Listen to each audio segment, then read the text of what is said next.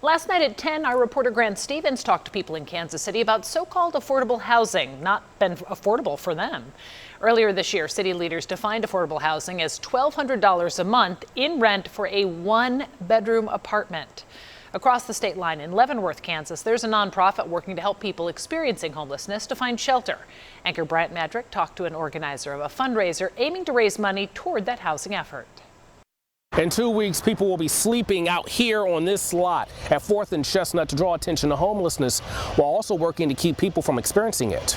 Rents are very high. And Katie Franzen says it's becoming out of reach for a lot of people. She's a volunteer with Leavenworth Attainable Housing, a nonprofit that provides low-income housing help. She says there's a difference between affordable and attainable. You could maybe squeak by some of our residents maybe with $600 a month for rent, but it's first and last month's rent. It's deposits, it's security deposits. So that $600 apartment becomes a $2,000 unattainable goal. This map from the Urban Land Institute shows 5% of households in the Kansas City metro are considered severely cost-burdened, with incomes between $35,000 and $50,000 a year. With those families in mind, the nonprofit will hold their sleep out here.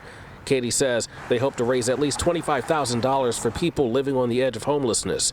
She hopes it's an eye-opener for others. You may not be living on the street, or you may not be in our homeless shelter, but you may be staying on, Uncle Bud's couch, or, a friend's, let's just sleep in the kitchen, or, it's just hard to know. And I think an event like this can kind of open that conversation up.